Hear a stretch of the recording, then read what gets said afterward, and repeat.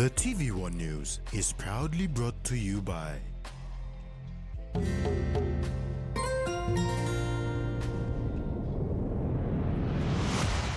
BSP, our bank, our people.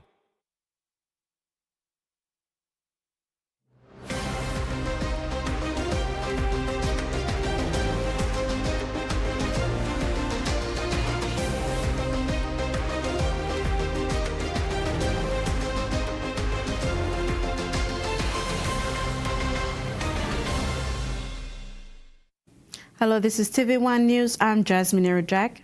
Hi, I'm Terry. Join me for all the sports later on in the bulletin.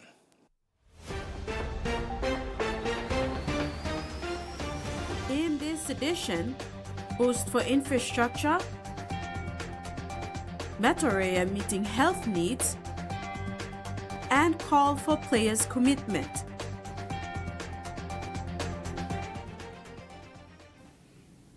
The Kimbe Port Rehabilitation Project, a milestone in Papua New Guinea's infrastructure development, officially commenced with a contract signing ceremony today. PNG Ports awarded the 260 million kina contract to Pacific Marine Group under the Australian Infrastructure Financing Facility for the Pacific-funded Ports Infrastructure Investment Program. PNG Ports Corporation Limited awarded a contract worth $67.17 million to Pacific Marine Group Property Limited, funded by the Australian Infrastructure Financing Facility for the Pacific, or AIFFP, under the Ports Infrastructure Investment Program. The project, set to begin in early this year and conclude by 2026, includes the construction of a new wharf, demolition of old structures, and rehabilitation of existing wharf and revetment walls. It aims to enhance connectivity, supply chain efficiency, and economic growth in West New Britain and beyond. Minister for State Enterprises William Duma emphasized that the redevelopment is a strategic investment in PNG's future, aligning safety, environmental, and technological standards while creating up to 300 local jobs during construction. Port CEO Neil Peppenfuss highlighted. This wharf redevelopment project is timely and once completed will boost turnaround time for shipping services entering in and out of West New Britain. Thank you to the contractor Pacific Marine Group who will be implementing this project, and our provincial government and administration will work in partnership with the management of PNG Ports Kimbe to work with the contractor to ensure that the project is successfully completed. Kimbe Port, originally built in 1969, remains a critical hub for trade and regional development. The upgrade is expected to transform it into a modern facility, fostering long-term economic and social benefits for rural communities. As we move forward, let us remain steadfast in our commitment to excellence, sustainability, and mutual success. Together, we can ensure this project not only meets but exceeds the expectations of the stakeholders. The event highlighted the collaborative efforts of the PNG government, AIFFP, and various stakeholders, underscoring the importance of sustainable development and robust partnerships in shaping the nation's progress. Carol Kidu Jr., TV1 News. The signing of the Kimbe Port upgrade contract has not only set the stage for critical infrastructure development, but also underscores the vision of economic empowerment, local engagement, and sustainable growth in Papua New Guinea. Kimbe, West New Britain province, has long been a hub for agriculture, with oil palm as the cornerstone of its economy. However, this project, led by PNG Ports and financed by the Australian Infrastructure Financing Facility for the Pacific, signals a shift towards a more diversified and connected economy. Como Consolidated Holdings Chairman Moses Maladina emphasized the significance of this initiative, describing it as an investment in the economic future of Kimbe and our nation. With enhanced port facilities, the region stands poised to unlock the potential of underutilized industries such as cocoa, coconut, fisheries, and tourism. This project is not only an infrastructure upgrade, it's an investment in the economic future of Kimbe and also to our nation. West New Britain, of course, is a leading province in PNG in its agricultural output. We have yet to exploit the full potential of cocoa and coconut, and in horticulture. These three areas will directly impact the farmers and the lives of the people there. The Kimbe Port project sets a new benchmark in prioritizing local involvement. Terry Dodd, Managing Director of Pacific Marine Group, the contractor for the marine works, expressed a strong commitment to hiring and training Papua New Guineans. Part of Pacific Marine Group's focus when we come to PNG is to try and use as many local contractors as we can. We use as many national staff as we can. We spend a lot of time upskilling, training people. We find great workers, and most of them, we have a whole cohort of people who've worked for us over the years. And in the last few days, we've been overwhelmed by phone calls and emails from people who want to start work in Kimbe. In partnership with the local institute in Kimbe, the project will incorporate graduate engineers and trainees, providing hands-on experience in advanced engineering and project management. This initiative aligns with the broader goals of empowering local talent and ensuring skills development across the province. Australian High Commissioner to PNG, John Feeks, emphasized the benefits the project will bring. This structure not only provides employment but also ensures that a significant portion of project spending circulates within the PNG economy. The Kimbe project is expected to create up to 300 local jobs through the construction phase. The project is structured to maximise opportunities for local workers and suppliers, as Terry pointed out. Marine works at Kimbe will be delivered with a workforce made up of 70% locals, with over 30% of project spending to be through Papua New Guinea companies. These outcomes for Papua New Guinea are only possible where high-quality contractors with proven track records, like Pacific Marine Group, deliver works that put Papua New Guinea first. Carol Kidu Jr., TV1 News. Minister for State Enterprises William Duma expressed pride and gratitude at the signing of the $67 million contract for the Kimbe Port maritime upgrade today. He highlighted the strong and enduring relationship between Papua New Guinea and Australia, which has led to significant development initiatives, including the 1.5 billion kina Australian infrastructure financing facility for the Pacific package.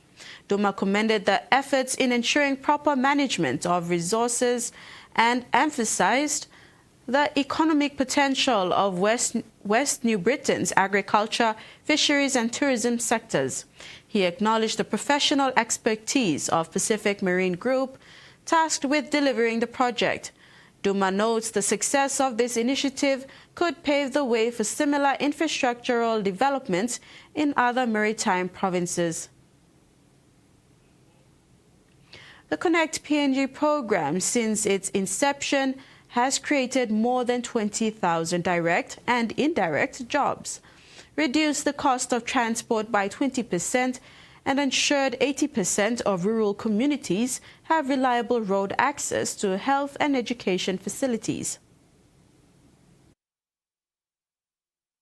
The Department of Works and Highways will be celebrating half a century of independence by delivering transformational infrastructure that drives connectivity, economic growth, and social development. Mr. Murisim highlighted that the Department of Works and Highways' primary target within the remaining months will be the completion of key road links.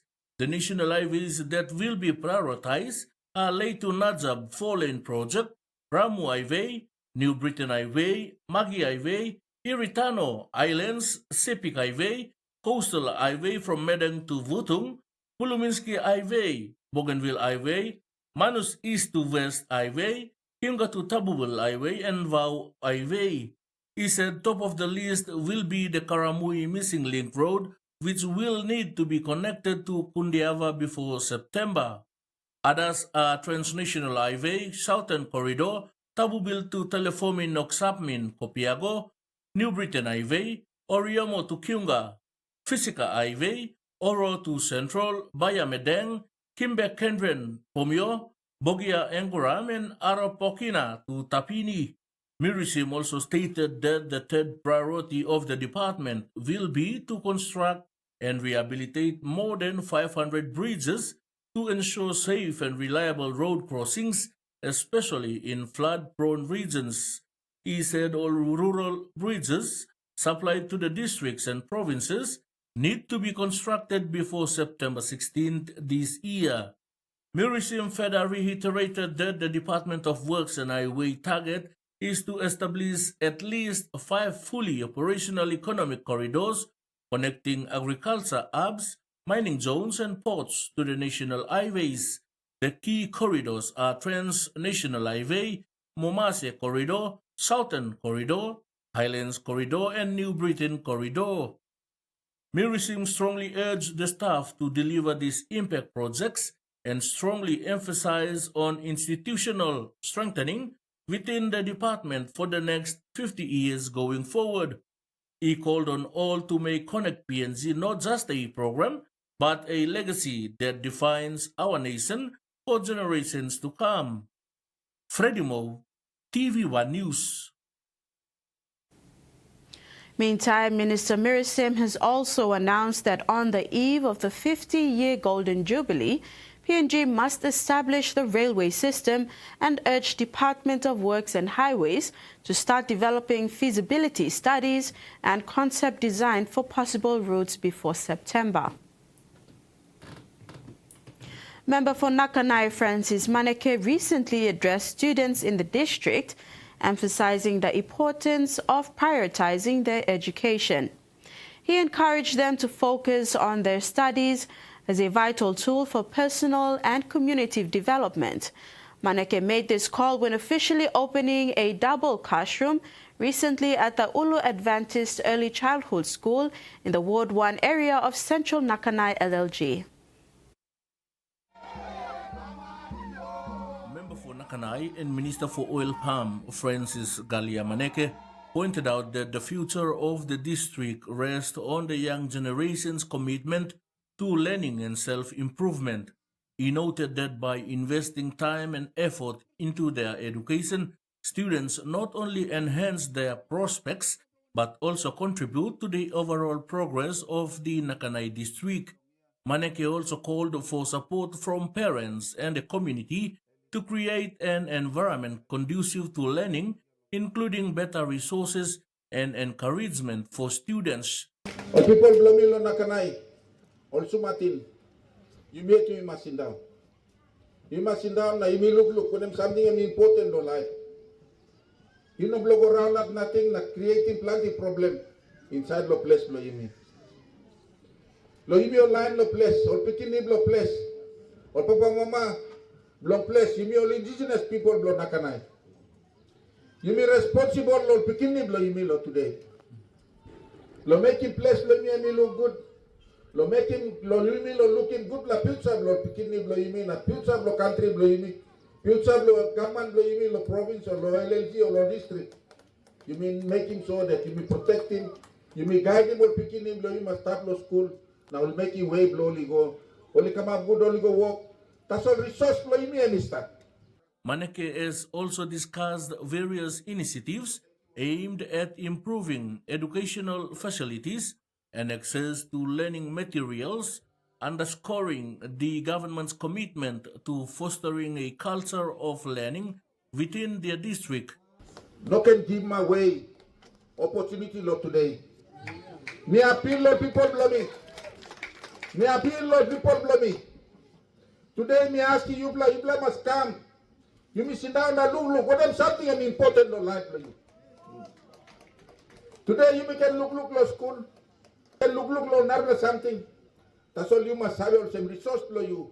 And by guiding you, the future below you. You mean look at bagrab in place below you me.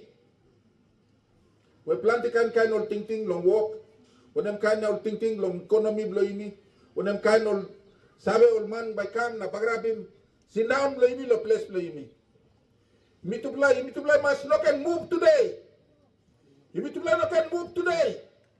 Mitula must put him leg strong on the ground, Mitula. Overall, his message was clear. Education should be the top priority for students if they want to build a better future for themselves and their community. Freddie Moe, TV1 News. This is TV1 News. We'll be back with the day's other stories after the break. Stay with us.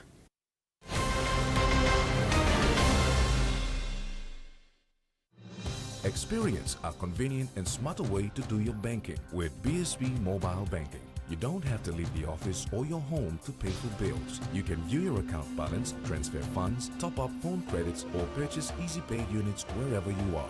Visit your BSP branch today to register now for BSP Mobile Banking. BSP Mobile Banking, the smarter way to bank. BSP, our bank, our people. The Toyota JD Hiace bus comes in 14 and 15-seater high-roof luxury model powered by 2.8 liters JD engine for optimal performance output, fuel efficiency and quietness, designed with improved safety features and easy maneuverability for tire steering angle. The Hiace lift suspension and annular frame structure is opted for smooth ride, comfort and safety. Experience the ride on the Hiace bus and experience the Hiace pride, the bus that exceeds all expectations.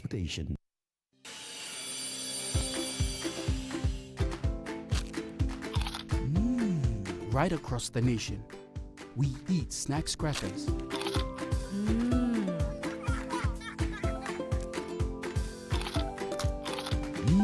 Emi trupla. All get a young plana lapun, only like him snacks crackers. Only make him here, no P&G, one-time lay biscuit company. It's crunchy and tasty. It's irresistible.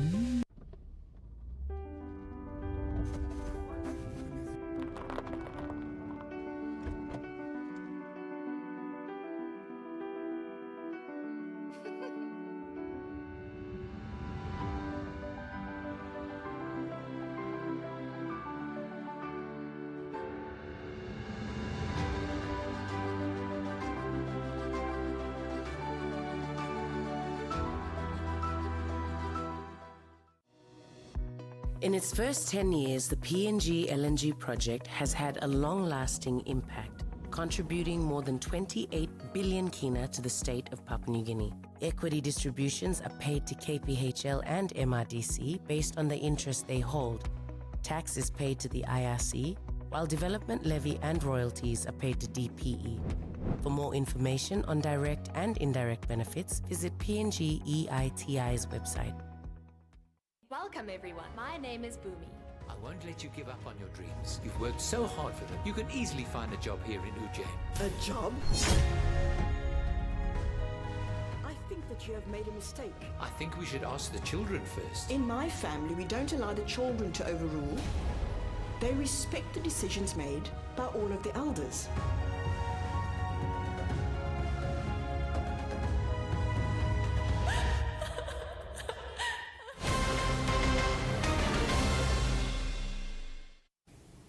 Thanks for staying with us. A local car dealer, though still at its infant stage, has taken corporate social responsibility on board to give back to the community as a local business. Under its corporate social responsibility plan, Brave Group PNG, the dealer of V8 Land Cruisers, will focus on supporting one innovative business idea to empower Papua New Guineans to do business and provide financial assistance to hospitals around the country. To achieve this, Brave Group will set aside 2,000 kina from every sale of V8 throughout the year, and the money utilized for its intended purpose at the end of the year. Brave Group PNG is a local car dealer that imports and sells V8 Land Cruisers only. Just 1 year into its operations, and the company, under its corporate social responsibility, has ambitious plans to give back to the community. BGPNG CEO Wesley Roy thinks empowering locals to venture into business and assisting the health sector are two important areas his company should invest money in. We are here to support our own people, supporting the hospital and supporting new business ideas. But to achieve this, he must make enough money from the sale of his vehicles. He is committed to setting aside a portion of every sale this year to this cause. every vehicle sales starting from February going up to December. Every vehicle that we'll be selling, we will put aside 2,000 kina, and 1,000 will be set aside for the buying of hospital equipments, and another 1,000 will be set aside to support innovative business ideas. By the year's end, he should be able to divide the proceeds equally between the two sectors and donate accordingly. For example, if we sell 50 cars in 1 year, then you are looking at we put aside 100,000 kina.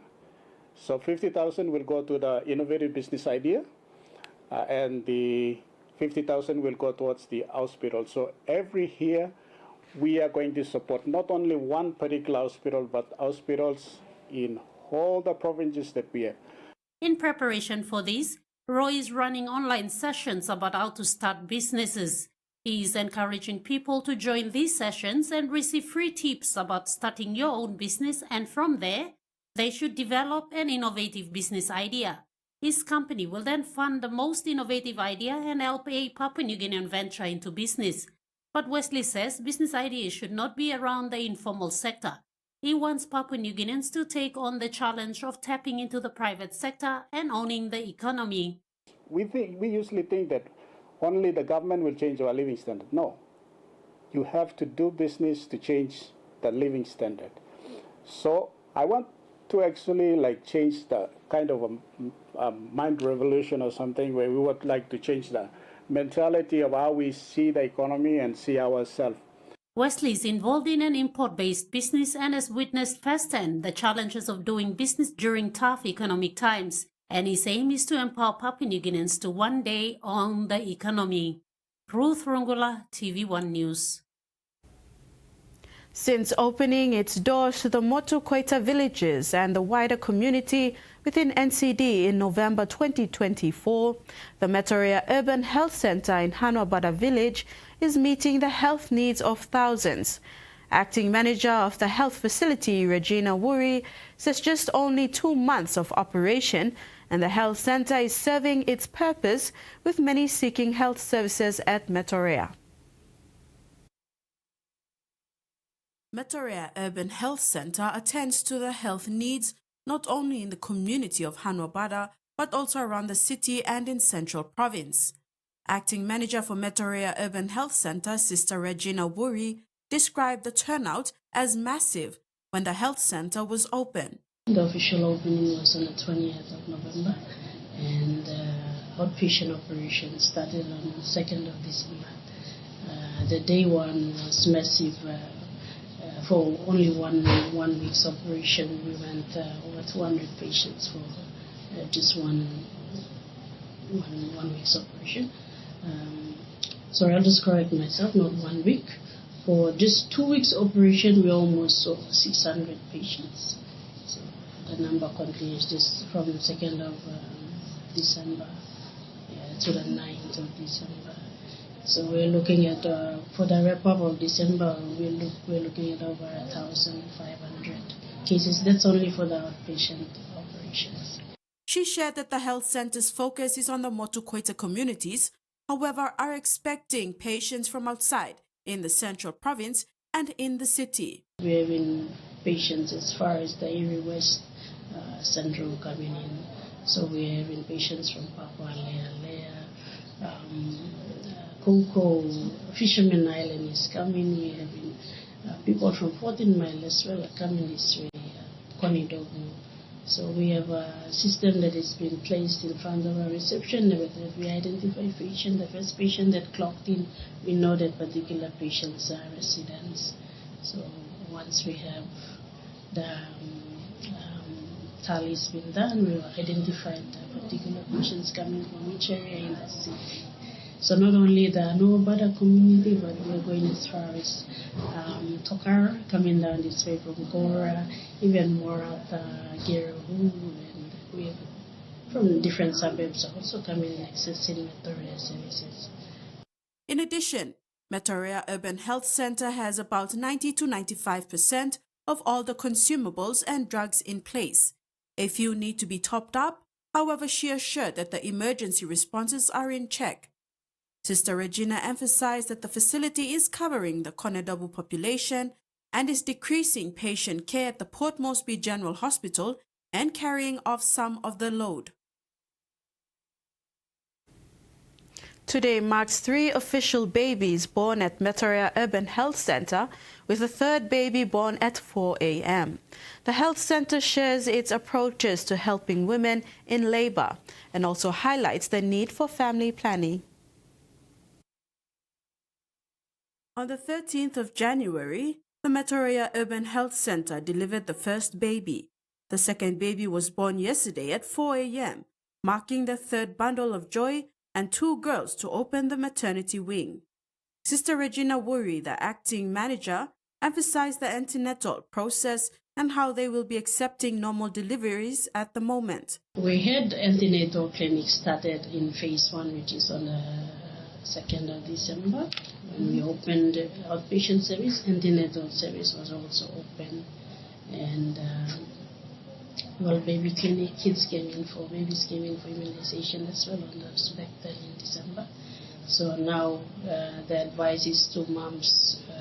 We are attending to only normal deliveries. When I say normal, is those moms with no complications, no previous obstetric histories of malpresentations of babies not lying well and all that. With high-risk pregnancy, meaning mothers with preeclampsia, PET, we call it. Those are mothers with high blood pressure and those previous history of cesarean section. She said those women who don't have normal delivery are referred to Port Moresby General Hospital. We have the labor ward is 3 delivery rooms, 3 delivery beds. The rooms themselves are self-contained. There's shower, toilet in 1 delivery room with a bed for 1 mother room. So that's how we got this facility. So it's more like a privacy for 1 mother, 1 room. Yeah. And then we have the recovery, which is the postnatal ward. Once they deliver, they're kept in the space to recover for the next day. Once the baby and mom is okay, we send them home. In addition, Sister Regina said the delivery rooms are built in a way to encourage families, especially spouses or partners, to join in the delivery room. As you can see, this delivery room is a self-contained room with its own 1 bed, delivery bed. As you can see, on the side we have a couch. Why you might ask why is the couch? This facility we try to encourage partners or spouses as well as to be part of the delivery, so they will be seated there comfortably watching the mom deliver. So we try to advocate parents on family planning. They can really see how moms going to labor. The pain that they feel, so they will be aware of when we educate them family planning, they can expect. Papua New Guinea's healthcare system has been strengthened with the donation of vital oxygen equipment and supplies under USAID's Global Health Supply Chain Program, Procurement and Supply Management Project. Which includes oxygen concentrators, oxygen cylinders, regulators, flow meters, and related accessories, is designed to address critical gaps in respiratory care and enhance life-saving medical services across the country. This initiative, implemented by FHI 360, is part of USAID's ongoing commitment to improving global and national health supply chains. By streamlining the logistics of procuring and distributing these critical supplies, the program ensures essential resources are available to health facilities and patients in need. Dr. Poruan Temu, FHI 360 PNG country representative, said FHI 360 is proud to contribute to enhancing healthcare delivery in the country. He said through their role in managing the logistics and distribution of these vital oxygen supply commodities, they are helping to ensure that life-saving resources reach the facilities and patients who need them most. The donated equipment will benefit hospitals and clinics by improving their capacity to provide respiratory care, especially for patients with conditions requiring oxygen therapy. This is expected to make a significant impact in Port Moresby and other regions where access to such resources has been limited. The initiative not only addresses immediate healthcare needs, but also strengthens PNG's overall healthcare infrastructure, ensuring better outcomes for patients requiring critical care. Carol Kido Jr., TVWAN News. And now the finance news. The kina closed unchanged at $0.2494 in the interbank market. At Bank South Pacific, our kina was buying $0.2419 $0.3863 Australian dollars, 0.2278 euro, and 37.55 Japanese yen. Looking at commodity prices at New York close, gold, coffee, and crude oil closed higher. Cocoa and palm oil closed lower, and copra and copper closed the day unchanged. And on the stock market, the Dow Jones closed higher, ASX closed higher, and all ordinaries closed higher. Stay tuned. TV1 News continues after these short messages.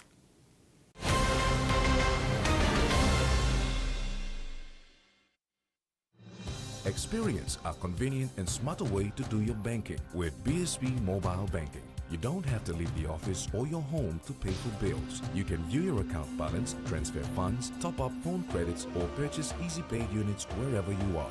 Visit your BSB branch today to register now for BSB Mobile Banking. BSB Mobile Banking, the smarter way to bank. BSB, our bank, our people. In its first 10 years, the PNG LNG project has had a long-lasting impact, contributing more than 28 billion kina to the state of Papua New Guinea. Equity distributions are paid to KPHL and MRDC based on the interest they hold.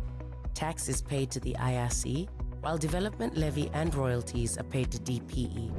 For more information on direct and indirect benefits, visit PNG EITI's website. 24-hour service. Always there when we need them the most. They risk their lives to save mine. They are ordinary people doing extraordinary things. They are our everyday heroes. St. John Ambulance, trusted to care.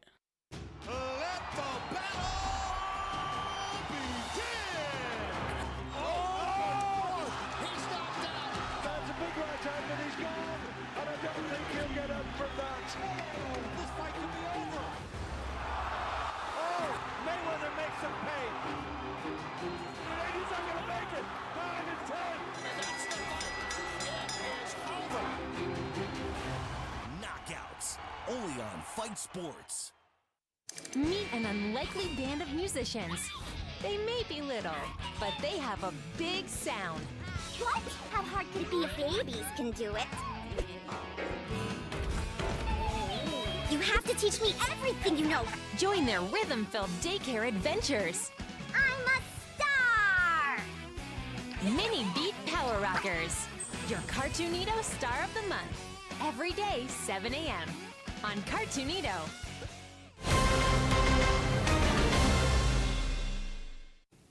Welcome back. Turning abroad, Israel and Hamas have agreed to a ceasefire and hostage release deal on what's been declared a day of success. The deal to pause Israel's 15-month bombardment of Gaza, which has killed an estimated 46,000 people, was announced after days of intensive negotiations in Qatar. ABC reports.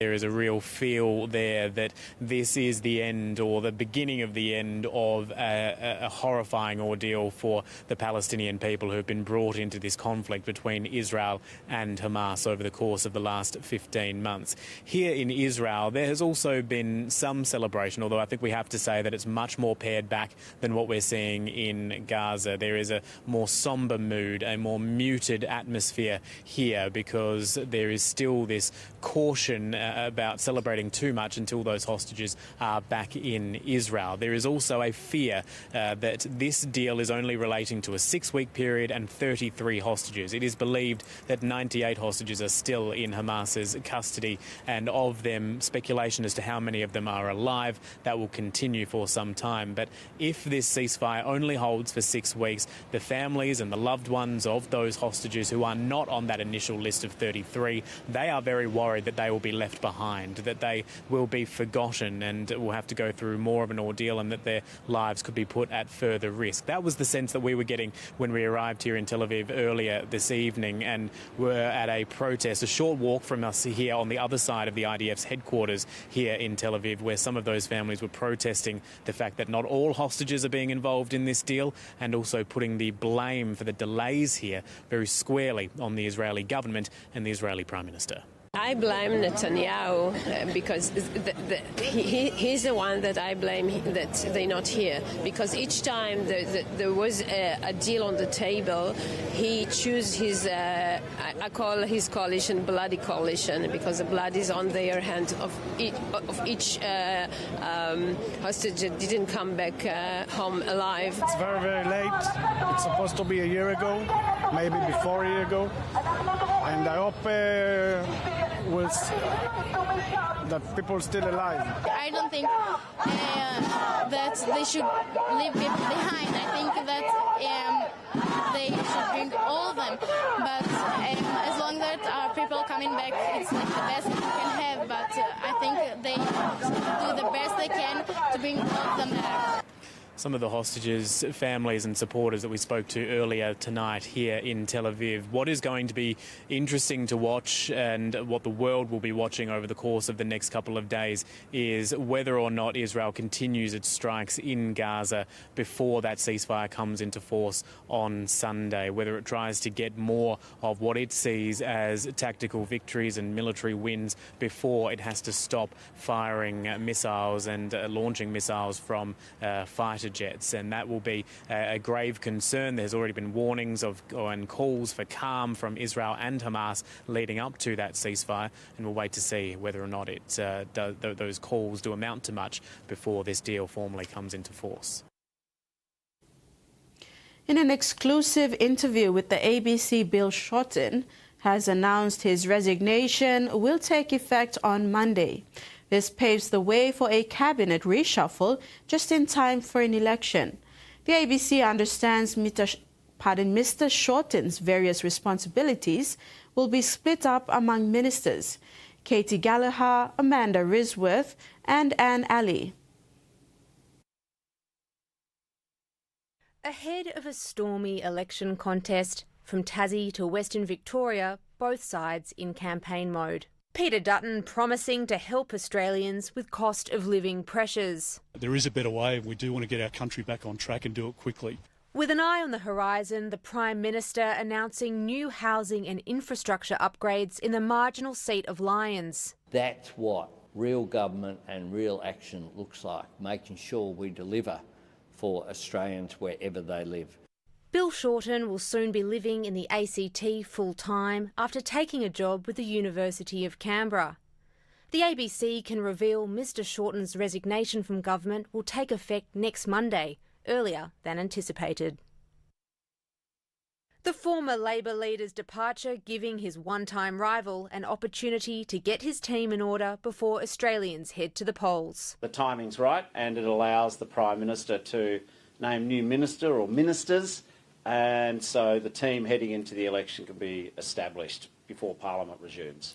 The ABC understands Bill Shorten's portfolios will be split up between 3 ministers in the reshuffle.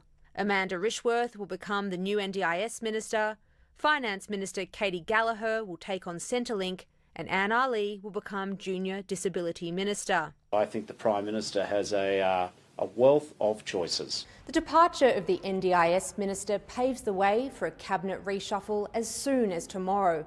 Bill Shorten says the government is focused on the issues that matter, but his premature exit will fuel speculation Labor's preparing for an early election. Mornington Peninsula residents say their concerns about smaller landslips and underground water have been ignored after a landslide on Tuesday destroyed a home. Three-storey home in a precarious heap.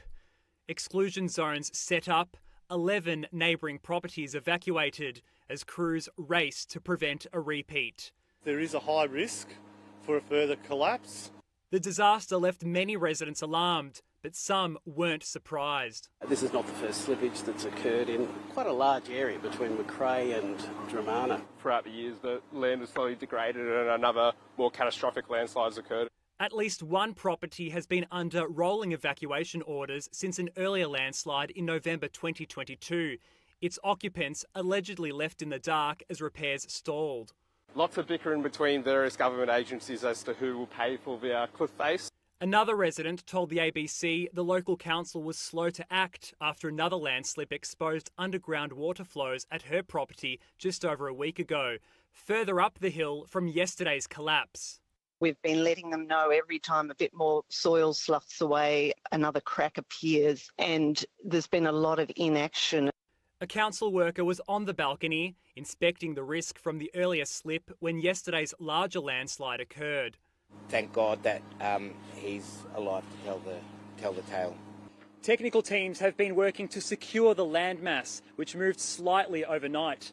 Residents have been told it could take weeks before local roads open, and even longer before they return home. Realistically, I think it's going to be considerable time. One multi-million-dollar home on the hill in the luxury neighbourhood has already been taken off the market. Obviously, people will be nervous to buy a property that's on that cliff face. Let's get the experts in. Let's listen carefully. Let's not push it down the road a bit.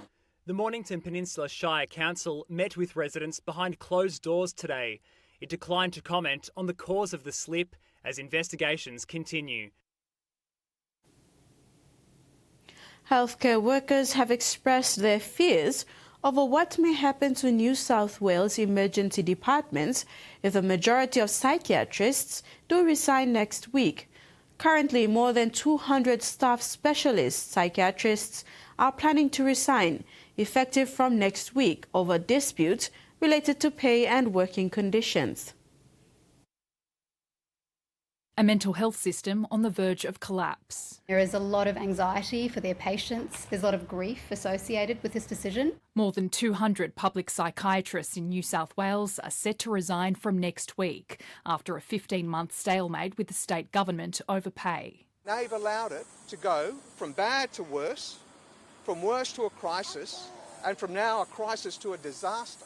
The government has offered a 10.5% pay increase for hospital staff specialists over 3 years. Psychiatrists are calling for 25%. There will be impacts. Things might be a little bit slow. It might be a bit challenging for a few weeks. Your mental health is our top priority. We have been thinking of the patients. We've been thinking the whole time, and we're worried about what's going to happen. Public psychiatrists argue they're being paid up to 30% less than some of their interstate counterparts and say more needs to be done to recruit and retain staff. According to the peak body for psychiatry, only 295 of the 416 full-time staff specialist positions in New South Wales Health are filled, with more than 200 now handing in their resignation. The emergency department will relatively quickly fill up with people with mental health needs. So people with heart attacks, people with broken legs won't be able to get in. It's literally apocalyptic what might happen. Negotiations will continue tomorrow. I don't feel as though we have exhausted dialogue. I don't feel as though the opportunity for back and forth is over. In the meantime, locums are being hired to try to keep the system functioning. And that ends the news segment. Next in sports with Terry, JT9's cash prize jumps and Yagaria League appreciates sponsorship.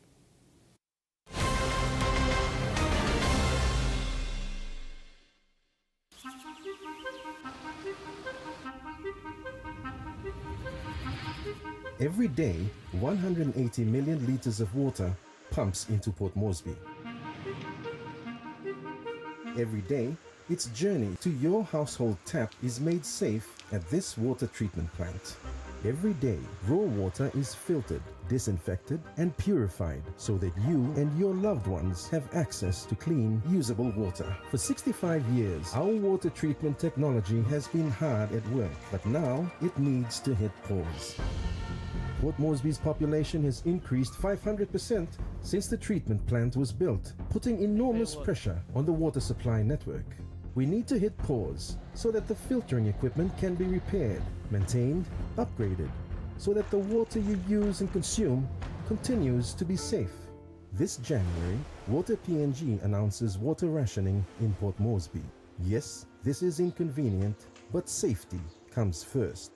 A temporary discomfort for an investment in the future.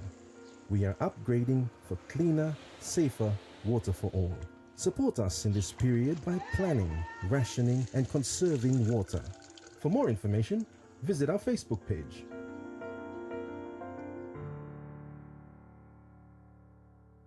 It's Digicel Sell Money Million Kina Mania! Say what? Yes! Join Sell Money or make a Sell Money transaction of 5 Kina or more to win your share in over 1 million Kina cash and prizes. 3 cash prizes of 30,000 Kina. 100 winners of 1,000 Kina. There's Huawei 4G smartphones, 500 Kina shopping vouchers, loads of daily prizes, and free one-talk bundles for new Sell Money customers. Dial *888# to activate your Sell Money wallet or make a Sell Money transaction of 5 Kina or more for your chance to win. Only with Sell Money, a product of Digicel. Welcome to Barney's World. This is gonna be the best day ever! Where we play the most fun games. Wow! And sing songs. I love it! Just say his name and he'll be there. Hey, Barney! Hey, friends! Join us in Barney's World. New episode, Saturday, 8 a.m. on Cartoonito.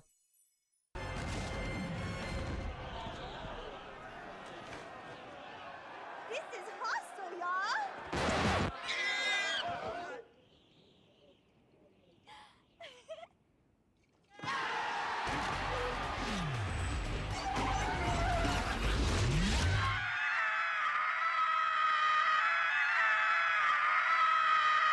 Charlie's Angels Full Throttle premieres Sunday 9 p.m. on Warner TV.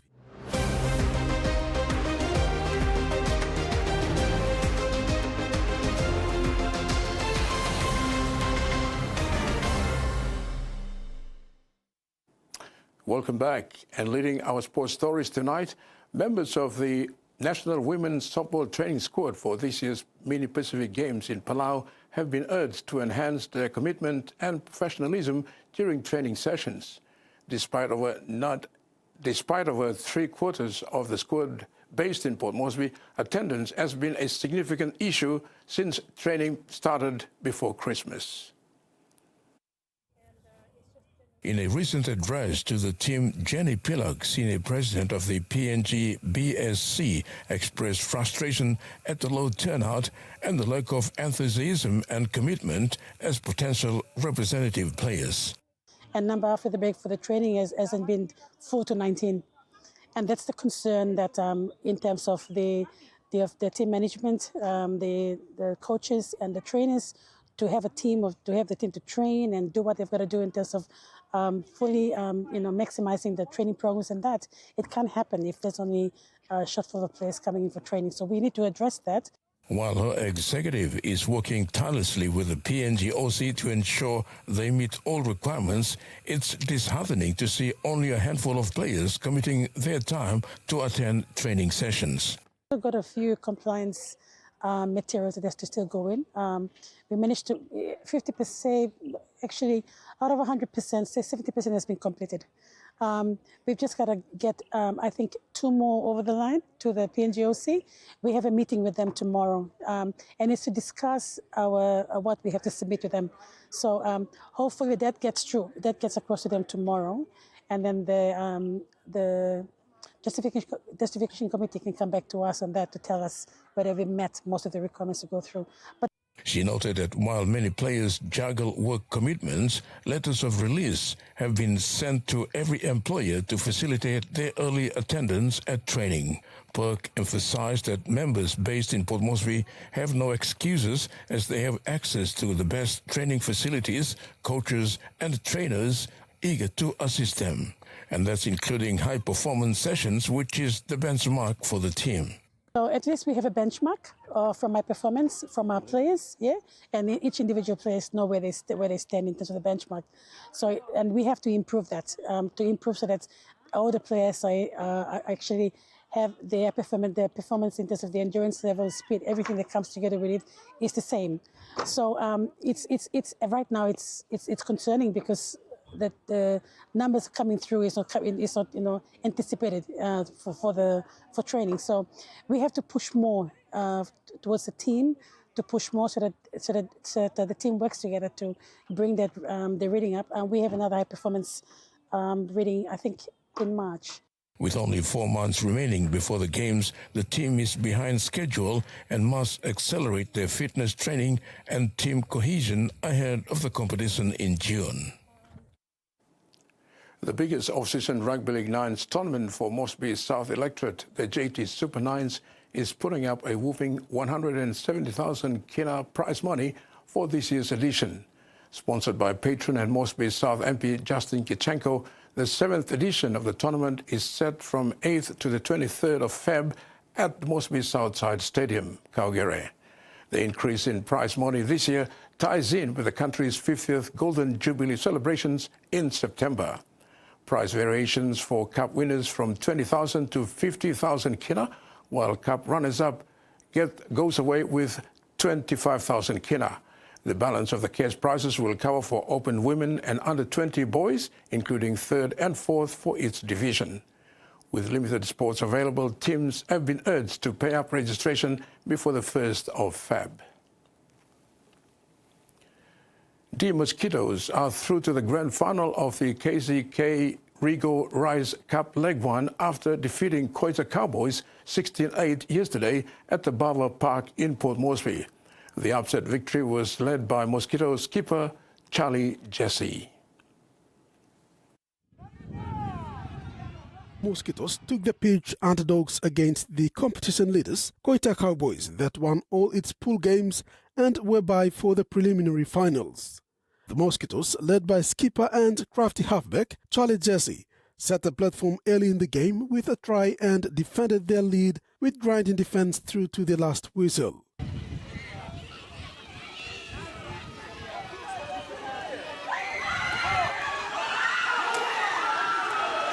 Jesse attributed the victory to resilient defense displayed by the players. He said they failed to progress deep into the finals in the recent NCD Governors Cup, hence they aim to do well in this tournament.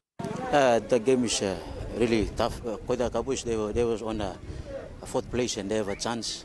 They rest for 1 week and they have a lot of time to prepare themselves. But we boys, we continue from Governors Cup. We lose our game in the major semi, but we don't give up. We say that we lose one, so we will try our best in the Rigo Rise. We say that we have the basic, we know the touch, we can play the footy, but the thing is that we must learn how to defense. The best defense team win the game, so we said we must know how to defense. The D8 Mosquitoes captain further said the team is committed to the cause and are confident they can give a genuine crack at the inaugural KCK Rigo Rise Cup title. Now we go to final. That's one of the biggest aim that we will showcase ourselves, and it's a big milestone in our. Also, we will maintain our defense, and we will maintain our ball endurance, and we will win this grand final. I believe that my boys will win it. Although losing the game to the Mosquitoes, the Koita Cowboys have a last chance to make the Cup Finals playoffs. They will play the losers of the game between Taran Nason and Monomutrus Brothers on Sunday. Meanwhile, Leg 2 of the competition has already commenced. Leg 3 and 4 will follow. Top 3 teams in all 4 legs will be playing for the Cup title. Yagari off-season rugby league competition in Lufa District, Eastern Highlands Province has received financial backing from the Coffee Industry Corporation.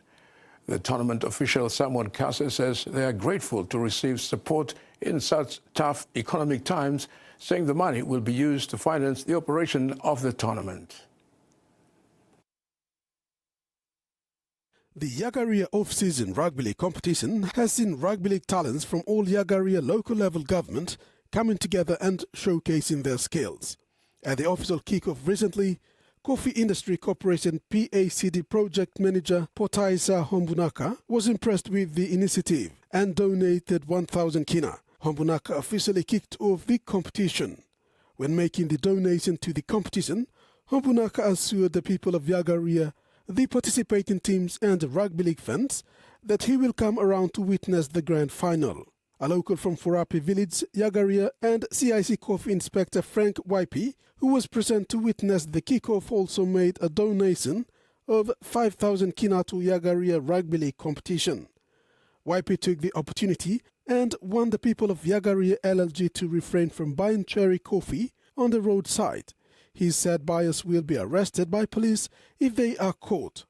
President of Yagaria Rugby League, Simon Kase, thanked both Hombunaka and Waipi and CIC for the timely donation. He assured the CIC officials that the money would be put to good use. Kase further thanked the participating teams, the Yagaria people and the Rugby League fans for their contributions in supporting the tournament. The Yagaria Rugby League tournament comprises of 20 teams. Its club fields in A and B grade teams.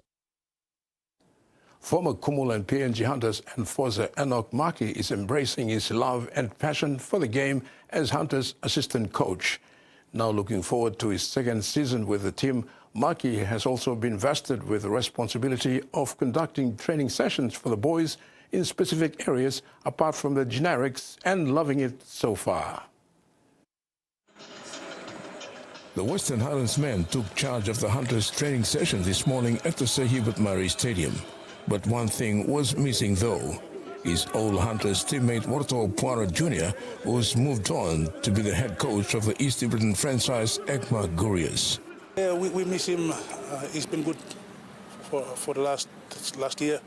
We worked together, and when he moved over, finding a bit difficult, not really difficult, but like men down or men like shortage of stuff. But we're trying our best to manage. But yeah, we are missing him. Yeah, coach is leading, and we are just assisting, and so far so good. We are flowing okay. When giving an update on the team and how they are progressing in Block 2 of their precision training, Maki was pleased with the effort put in by the boys so far. Maki said today's sessions had the team split into 2 groups, which is easy to control and manage, mainly focusing on assessing the players individually on how much they have learned since Block 1 started.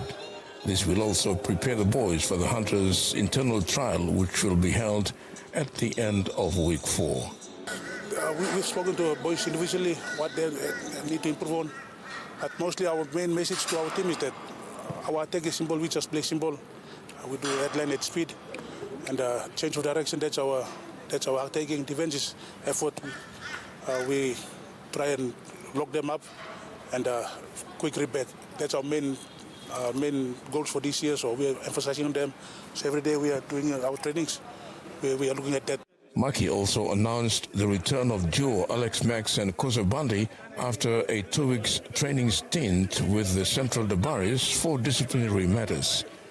Other players returning from injury are young Kumul Jr. Felix Baki and Sil Kalo, though not 100% fit. A familiar face and very popular figure at training today was none other than Morea Jr. After training with the Queensland Cowboys, Morea's return to the Hunters brings valuable experience and has been sharing his knowledge with the team. Yes, More is back with us. He's training with us. I'm sure he'll work on some things and he'll go back. Himself knows it, so he's working on it. And this last week was the first week. This week is the second week. But it's good to have him after going in training with the Cowboys and coming back. A big exposure and doing a lot of good things. So I'm sure that all the boys are learning from him, and he came up and shared some very important, vital things to us, and we're happy with him.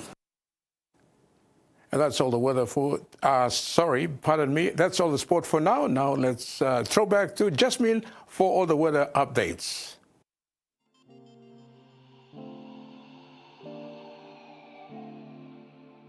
Regional forecast. Southern, Port Moresby mostly fine, sunny, with chances of slight morning drizzle. Darrow cloudy with some showers and possible thunderstorm. Momase, Ley mostly sunny, fine. Vanimo partly cloudy with few showers. New Guinea Islands, Lorengau cloudy periods with continuous rain showers. KVN partly cloudy with continuous light showers. Highlands, Mount Hagen morning fog clearing to partly cloudy with few showers and possible thunderstorms in the afternoon. Bendi, Tari and Wabeg morning fog patches clearing to mostly cloudy with evening rain showers and possible thunderstorms. Ocean forecast. Pearl Sea, sea slide with westerly to northwest winds of 5 to 15 knots. Solomon Sea, sea smooth with northwest to northerly winds of 5 to 10 knots. Bismarck Seas, sea smooth with easterly to northeast winds of 5 to 10 knots. Pacific Ocean, sea slight to moderate with northeast to easterly winds of 5 to 15 knots, reaching 20 knots over the northern sector. And coastal waters forecast. Waters of Samaria Island to Cape Vogel and all Milne Bay Islands, and waters of Manus and its western group of islands, sea 0.5 to 1.3 meters. Waters of Cape Vogel to Huon Gulf to Finchefin, and waters of Finchefin through Vitia Strait to Sesi Long Island to Medang, sea 0.5 to 1 meter.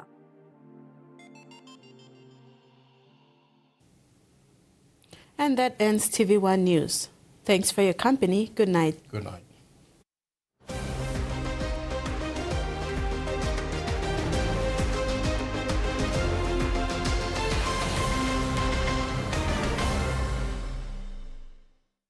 The TV1 News was proudly brought to you by